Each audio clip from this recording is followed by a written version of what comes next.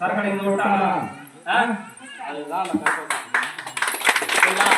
வெள்ள பொருளை காப்பாற்றுறதா இந்த மலையாளி கருப்பசாமி. புரியுதா?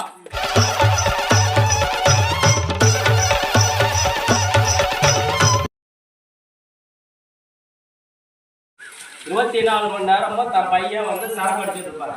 அப்படி இருக்கும்போது கருப்பசாமி என்னிடம் வந்து கருப்பசாமி என்னோட பையனை வந்து காப்பாற்ற கொடு கருப்பசாமி, அன்கண்டிஷன்ல இருக்கும். புரியுதா?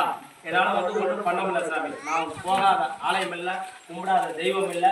அதே போல கருப்பசாமி எனக்கு காப்பாற்றி கொடு சாமி. அவனை காப்பாற்றி கொடுத்தா கருப்பசாமிக்கு என்ன பண்ணுவேன் அப்படின்னு சொல்லி கருப்பசாமி கேட்டேன் இல்லையா? அப்படி காப்பாற்றி கொடுத்தா நான் ரெட்டை கிடா உனக்கு கொடுத்துறேன். அதே போல வந்து பாத்தீங்கன்னா 2 ஆஃப் கொடுத்துறேன், 2 அரிசி கொடுத்துறேன்.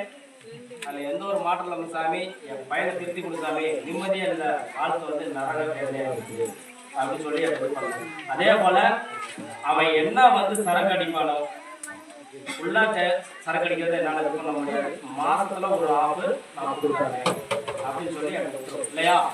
அதே போல சரி நானும் உன் பிள்ளையோட கூடிய நான் நிப்பாட்டி கொடுத்துறேன்.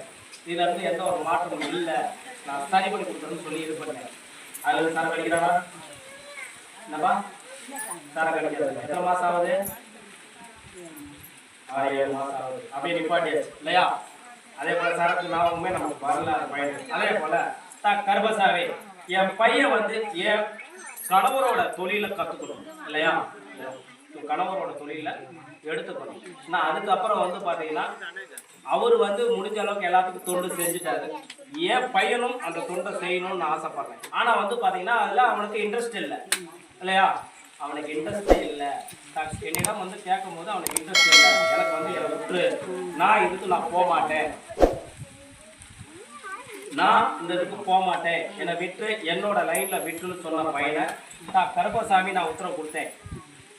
நீ அவனை எது பேசாத, அவனை எது கேட்காத, நான் அந்த சிம்மாசனத்துல நான் உட்கார வச்சு கொடுக்குறேன் இல்லையா?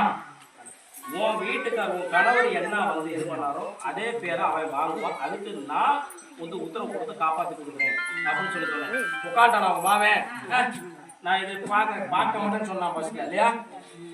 இதுக்கு நமக்கு செட் ஆகாது அப்படின்னு சொன்னான் இல்லையா? எப்படி எப்போ உட்காந்தான்? இப்ப உட்கார்த்தானா பண்றானா? சரக்கடை விட்டானா? அதுதான் அந்த காப்பாற்றுறதா இந்த மலையாளி கருப்பசாமி. புரியுதா? அதே போல அதுலயும் ஸ்டெடியா இருக்கணும் இல்லையா? எந்த ஒரு மாற்றமும் இது பண்ணணும். உனக்கு ஒரு மன வருத்தம் இடையில என்ன கேட்டா, தான் பிள்ளைக்கு வந்து காமால வந்துருச்சு, மஞ்ச காமால வந்துருச்சு, எங்க போனாலும் சில விஷயங்களை காப்பாற்ற முடியாதுன்னு அதை உருவப்படுத்துறது நான் தான். அதை உருவப்படுத்தினா தான் அவனை திருத்த முடியும். சரக்கு அடிக்கக்கூடாதுன்னு அவன் சொன்னான். நீ சொன்னா திரும்ப கேட்பானா? அப்ப அவன் காமாலக்காரன் வந்து மருந்து கொடுக்குறவன் நீ இது போனா செத்து போயிடான்னு சொன்னா என்ன கேட்பான்? கேட்பானா இல்லையா? உருவ பண்ணதும் நானு, சரி பண்ணதும் நானே.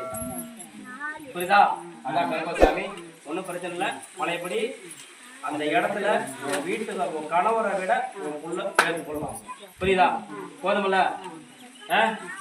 நீ சொன்ன வேண்டத்துல செஞ்சுட்ட, நானும் சொன்னதை உனக்கு செஞ்சுட்டேன் இல்லையா? பண்ணலாமா? வேற என்ன வேணும்? எல்லாம் எனக்கு பண்ணிட்ட சாமி. உழைக்கிறதுக்கு எனக்கு கரெக்டா வந்து இதே லைன்ல கொண்டு போய் சாமி. சரி பண்ணிடுவோம், சரி பண்ணிக்கலாம் சரியா?